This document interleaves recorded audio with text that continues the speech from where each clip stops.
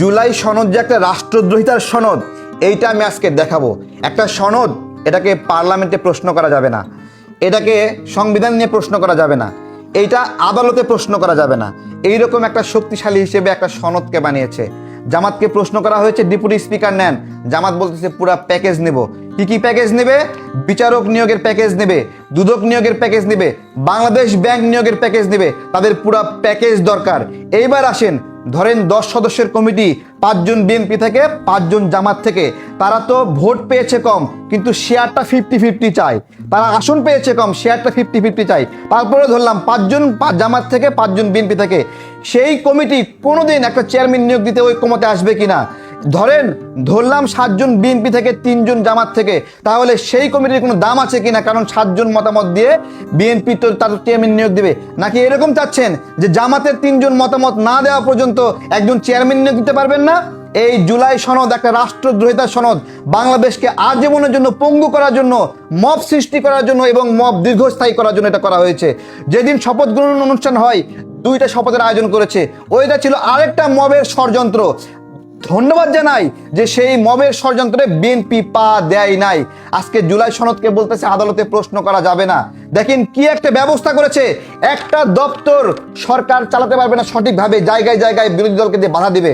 আচ্ছা, আমার একটা কথা, এইটা কি গণতান্ত্রিক? বাংলাদেশের জনগণ ভোট দিয়ে পাঠালো একটা দলকে, তারা সরকার চালাবে, সেইখানে এই সকল নিয়োগ নিয়ন্ত্রণ করবে বিরোধী দল। তাহলে একটা কাজ করেন, জনগণ ভোট দিয়ে পাপ করছে, জনগণের সেই পাপের ফসল হিসেবে সবকিছু একবারে বিরোধী দলকে দিয়ে দেন। নামে সরকারি দল থাকবে, কিন্তু সব চালাবে বিরোধী দল। এই যদি হয় জুলাই সনদ, তাহলে এই জুলাই সনদকে আমরা গণতন্ত্রের পরিপন্থী বলবো কিনা, গণতন্ত্র ধ্বংসকারী বলবো কিনা, জনগণের আকাঙ্ক্ষার পরিপন্থী বলবো কিনা, সেইটা আপনাদের কাছে জিজ্ঞাসা করছি। যে একটা ডক্টর ইউনূস মবের শাসন করছে, বাংলাদেশকে দীর্ঘস্থায়ীভাবে মবের মধ্যে ঢুকায় গেছে কিভাবে, আজকে আপনারা সেটাই দেখেন। তার চেয়ে গুরুত্বপূর্ণ এই যে সনদ, এইটাকে 72-এর সংবিধানকে চ্যালেঞ্জ করার জন্য তারা ব্যবহার করতে চায়। তাদের কথাবার্তা আগে পিছে আপনারা দেখেন, প্রত্যেকটা জায়গায় 72-এর সংবিধানকে তারা ধ্বংস করতে চায়। তাই যদি হয়, তাহলে আমাদের এই মুক্তিযুদ্ধের উপরে জায়গা দিতে হবে এই সনদকে। এটা কি রাষ্ট্রদ্রোহিতা নয়? জনগণ ভোট দিয়ে একটা পার্লামেন্ট বানিয়েছে, সেই পার্লামেন্টের চেয়ে এই সনদকে জায়গা দিতে হবে। তাহলে এটা একটা রাষ্ট্রদ্রোহিতা নয়? খুব সূক্ষ্ম ও সুকৌশলভাবে আমাদের সংবিধান, আমাদের পার্লামেন্ট, আমাদের যে মুক্তিযুদ্ধ, সব কিছুকে অকার্যকর করে জুলাই সনদকে এমন একটা জায়গায় তুলতে চায় যেটাকে নাকি আদালত প্রশ্ন করতে পারবে না। তার চেয়ে গুরুত্বপূর্ণ, বাংলাদেশে নিবন্ধিত 63 রাজনৈতিক দলের মধ্যে অধিকাংশ দল এই সনদে স্বাক্ষর করেনি।